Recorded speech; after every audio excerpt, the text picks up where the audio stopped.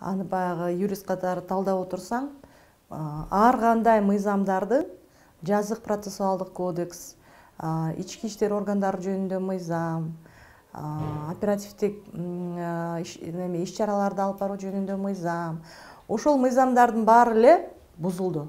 Абдан көп беренелер бузулду талдап отурсакчы.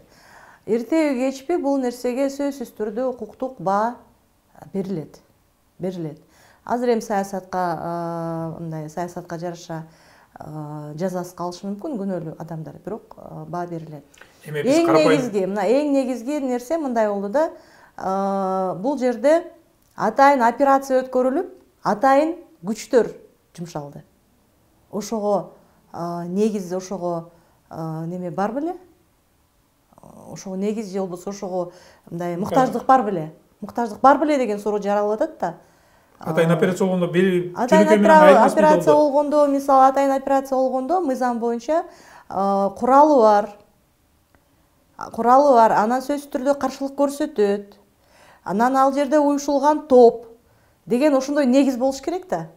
Ошондой негиз болуш керек.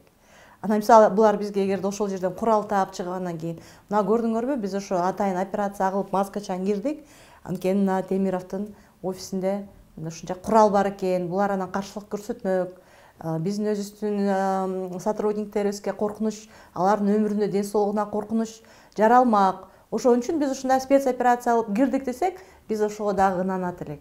Анан тыптынч отурган офисте, тыптынч отурган адамдарды кирип келип, маскачан, автоматчан кирип келип баса калганы, эми булар баягы адамдын көзгө эле илбей калгандыгы да. Эми кандай келип кармаш керек эле? Мисалы, ошол эле арыз түштү. Эми мындай да мыйзам боюнча, эгерде шектүү болсо, шектүү адамды сен шектүүсүң деп чакырат.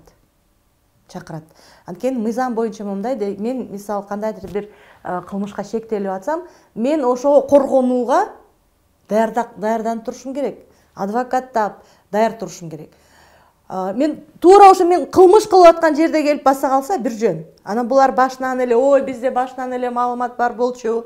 Анан биз баягы оперативдик разработкага алганбыз, Темировдун артынан аңдып атканбыз деп атпайбы? Туурабы? Эми алардын мисалы жүйөсү мындай болуп атат да. Ошол Болот Темировдун кеңсесинде наша таратылат экен. Таратылабы. Анан кийин ал жерге барганда биз бардыгына даяр болушубуз керек болду. Бул мындайча айтканда ошол кармоонун процедурасы. Облава деп атышат да. Булар облава деп атат да. Эми бул нерсе күлкүлүү да. Ошол жерден канча наша табылды? Мейли таратылып атыр, ошол мисалы дейли да, ошол жерден наша сатылып атыр, таратылып атыр, канча наша табылды? Темировдун өзүнүн чөнтөгүнө канча 7 грамм сала коюшканбы? Ошону да араң табышты го, кайсы чөнтөгүнө салганын билбейчи. Анан эң негизгиси жанагы иликтөөдөн кийин болуп атпайбы бул облавасы? Иликтөөдөн кийин болуп атат. Кеп ошодо болот. Эми мындайча айтканда мыйзам талаасына эгерде Ички иштер министрлиги ошол эле милиция деп коелучу. Милиция органдары мыйзам талаасынын чегинде иштеп атабыз деп өздөрү далилдеп атышат. Алар өздөрүнүн сөзү менен. Буну коомчулук барыз көрүп атабыз. Ошолордун сөзү менен келе турган болсок, бул жерде алар биздин аракетибиз туура эле. Анткени ал жерде биз алдын ала барганда канча наша бар экенин билбейбиз. Балким курал бар. Балким жанындагындай түрдүү варианттар менен бардык вариантта даяр болуп атат да. Антейин десең азыр любойдун үйүнө келип баса калышат да булар. Андай болбойт. Ага чейин ошентип келип баса калганга чейин, эгерде мисалы сигнал келсе, баланча үйдө кылмыш жасалып атат депчи, бирөөнүн өмүрүнө коркунуч туудуруп атат, ошол жерде кылмыш болуп атат десе бир жөн. Анан булар өздөрү айтып атпайбы, биз көптөн бери иш алып барып атканбыз, биз буларды айттык го Ташек, биз буларды көптөн бери эле артынан аңдып келатканбыз депчи. Анан ошол жерде облаванын эмне кереги бар эле? Жакшынакай эле болуп келип, ошо да. Жакшынакай эле болуп келип, ошол жерде туруп, маскасы жок эле, маскачан автоматын албай эле келип, сыртына кишини коюп, мына биз ушундай соттун немесин көрсөтүп, токтомун. Эгерде булар буга чейин даярданып жүргөн болсо, булардын колунда сөзсүз түрдө соттун токтому бар болуш керек эле. Аны адвокаттар сурадыбы, сураган жокпу? Мен билген жокмун.